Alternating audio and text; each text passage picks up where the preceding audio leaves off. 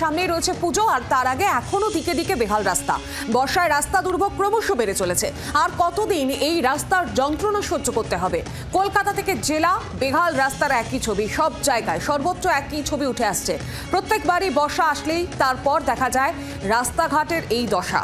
রাস্তায় বড় বড় গর্ত, খানাখন্দে পরিণত হয়েছে শহর থেকে জেলার রাস্তাঘাট। সামনে রয়েছে বিভিন্ন উৎসব, আর তার আগে এখনো দিকে দিকে রাস্তার বেহাল অবস্থা। স্বাভাবিকভাবে নিত্যযাত্রী থেকে শুরু করে ব্যবসায়ী এবং সেখানকার বাসিন্দাদের দুর্ভোগের সমস্যা পোহাতে হচ্ছে। প্রাণ হাতে নিয়ে প্রতিনিয়ত যারা যাতায়াত করে চলেছেন, এবং এই গর্ত, বড় বড় যে গর্ত রাস্তার মধ্যে হয়ে রয়েছে, মেন রাস্তা থেকে শুরু করে বাড়ির গলি পর্যন্ত রাস্তার সেই বেহাল দশা। প্রায়শই ঘটে চলেছে ছোট বড় দুর্ঘটনাও। বর্ষার রাস্তা দুর্ভোগ বেড়েই চলেছে ক্রমশ। আর কতদিন এই যন্ত্রণা সহ্য করবে গ্রামবাসী থেকে শুরু করে শহরবাসীরা? এই প্রশ্নই তুলছেন ক্ষুব্ধ জনতারা।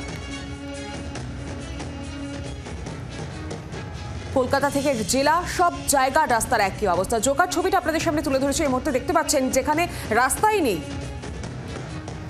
টালিগঞ্জের ছবি দেখুন, যেখানেও একই দশা। অর্থাৎ যেমনটা বলছিলাম যে কলকাতা থেকে জেলা সব জায়গার কিন্তু একই ছবি উঠে আসছে, বড় বড় গর্ত রাস্তার মধ্যে। আর প্রতিনিয়ত এই রাস্তা পার করে যাতায়াত করতে হচ্ছে সেখানকার বাসিন্দাদের, এবং ক্ষোভ প্রকাশ করছেন তারা।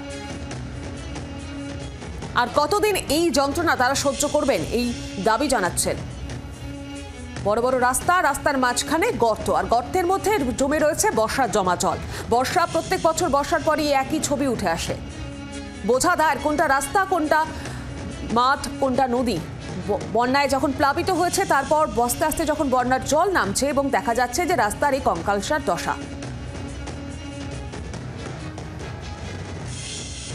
খুবই খারাপ, এখান থেকে রাস্তা পুরোই খারাপ, যার জন্য রাস্তা করে ট্রিপ কাটতে হচ্ছে। এই রাস্তার উপর 2 ট্রিপ করতে হবে আমাকে। ট্রিপ করতে হচ্ছে।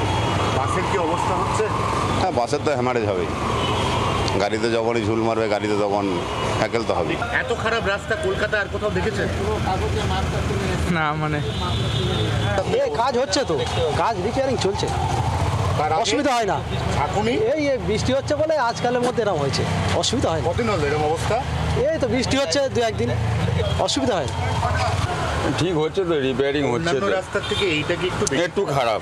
ব্রিজের তলা না, ওপর দিয়ে টপা জলগুলো পড়ে, ওই জন্য রাস্তাটা বেশি খারাপ হচ্ছে। লাস্ট কবে সারিয়েছিল মনে করে?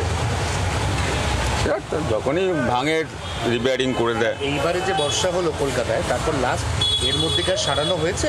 এই তো সারাচ্ছে তো, আজ কালকেরও সারিয়েছে, ইট বসিয়েছে। ইট বসাচ্ছে, শুধু ইট বসিয়ে দিচ্ছে। ঠিকই আছে, চলার মতন করলেই হয়ে গেল। বলে লাভ নেই, আর কি বলবো বলুন।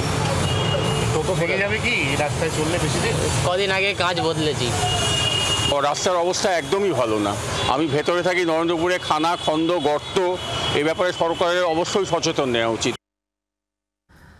বিভিন্ন জায়গার ছবি আপনাদেরকে দেখাচ্ছি, এবং 3 জেলা থেকে 3 প্রতিনিধি আমাদের সঙ্গে রয়েছেন। টালিগঞ্জ থেকে রয়েছেন প্রতিনিধিরা, এবং তার আগে আপনাদেরকে আরো একবার সেই রাস্তার ছবিগুলো দেখাবো। জোকার ছবিটা দেখুন, যেখানে রাস্তার মধ্যে বড় বড় গর্ত, আর সেই গর্তের মধ্যে জমে রয়েছে জল। সামনেই রয়েছে একের পর এক উৎসব, এবং তার আগে এখনো দিকে দিকে রাস্তার এই বেহাল দশা। বর্ষায় রাস্তার দুর্ভোগ ক্রমশ বাড়ছে। আর কতদিন এই যন্ত্রণা সহ্য করবেন তারা, এই প্রশ্নই তুলছেন। খানাখন্দে ভর্তি রাস্তাঘাট, অত্যন্ত গুরুত্বপূর্ণ যে সকল রাস্তাগুলো, সেগুলো কার্যত ধ্বংসস্তূপে পরিণত হয়েছে বলা যায়। দিনের পর দিন সেই একই জল যন্ত্রণার ছবি, এবং তারপর এই বেহাল দশা। রাস্তায় প্রত্যেকবার বর্ষার পর সেই বেহাল রাস্তার ছবি দেখা যায়। জায়গায় জায়গায় জমা জল, খানাখন্দে পরিণত রাস্তাগুলো।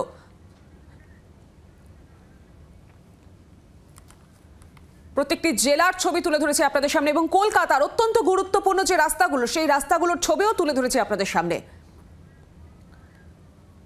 আমার সঙ্গে এই মুহূর্তে রয়েছেন জেলার 2 প্রতিনিধি, ভবানন্দ সিংহ রায়গঞ্জ থেকে রয়েছে, এবং অপর আরেক প্রতিনিধি রয়েছেন বিধান সরকার হুগলি থেকে। আমি সবার আগে ভবানন্দর কাছে যাবো। ভবানন্দ, কি ছবি উঠে আসছে রায়গঞ্জ থেকে? এই জল যন্ত্রণার যে অভিযোগ বারংবার গ্রামবাসীরা তুলে আসছেন, প্রত্যেক বছর বর্ষা আসলে এই ছবি দেখা যায়, কি পরিস্থিতি এখন সেখানে?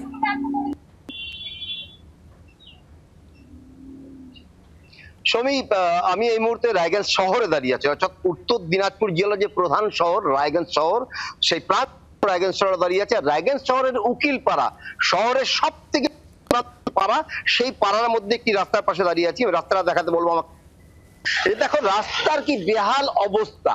রাস্তার মধ্যে একদম 6 থেকে 8 ইঞ্চি, একদম দেখো, একদম আমি যদি চলে আসি এই জায়গাটায় দেখো, তোমাকে দেখাতে বলবো আমি, যে এইখানটা দেখো যে 6 থেকে 8 অন্তর্পক্ষে গর্ত আছে, এবং এই গর্তের মধ্যে দিয়ে যে যানবাহন গুলো যাতায়াত করছে, যে মোটর সাইকেল চলছে বা গাড়ি চলছে, শুধু তাই নয়, বড় বড় কারণ হচ্ছে এই রাস্তাটা হচ্ছে সব থেকে বেশি গুরুত্বপূর্ণ রাস্তা। যে পুরনো জাতীয় সড়ক, সেই জাতীয় সড়কের দিকে এই রাস্তাটা যায়। যানজট এড়িয়ে মানুষজন যেতে চান তাহলে এই রাস্তাটা যাতায়াত করতে, আর সেই রাস্তায় কিন্তু এরকম বেহাল অবস্থা। সেই রাস্তা দিয়ে মানুষজনকে এইভাবে চলা, গোটা রাস্তাটা দেখো, এদিক দিয়ে গাড়ি ঘোড়া আসছে, টোটো আসছে, যা আসছে, রাস্তাটার অবস্থা কিন্তু একদম ভেঙে চুরে একদম মানে ভরা, খন্দতে ভরা। দীর্ঘদিন থেকে একই রকম অবস্থা, কোথাও কোনো বলে কোনো লাভ হচ্ছে না। রায়গঞ্জ শহরে শুধু এই রাস্তা নয়, গোটা শহরে অর্ধেকের বেশি সেগুলো কিন্তু ভেঙে গেছে কোথাও, আর কোথাও হচ্ছে মেরামত করা। একদমই ভবনন্দু, তুমি সঙ্গে থাকো। আমি একটু এবার হুগলির দিকে চলে যাব, তার আগে টালিগঞ্জের ছবিটা আপনাদেরকে দেখাবো। টালিগঞ্জ থেকে রয়েছেন আমাদের অপর আরেক প্রতিনিধি অয়ন ঘোষাল। অয়ন, টালিগঞ্জের কি ছবি? শহরের অত্যন্ত গুরুত্বপূর্ণ যে রাস্তাগুলোর তার কার্যত দুর্দশায় পরিণত হয়েছে, কঙ্কালসার অবস্থা রাস্তাগুলোর, কি ছবি উঠে আসছে এখন?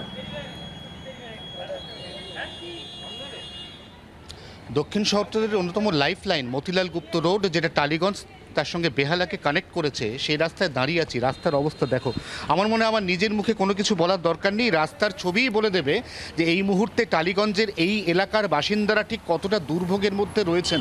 বৃষ্টি কার্যত হয়নি। গতকালও কলকাতায় রাতের দিকে সামান্য বৃষ্টি হয়েছে, যার পরিমাণ সাকুল্যে 15 মিলিমিটার।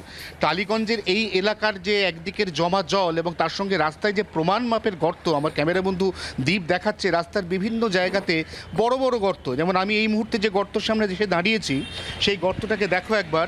এই গর্তটার যা গভীরতা, তাতে কিন্তু এখানে কোনো 2 হুইলারের চাকা যদি বাই চান্স পড়ে তাহলে একটা ভয়ঙ্কর দুর্ঘটনা ঘটতে পারে।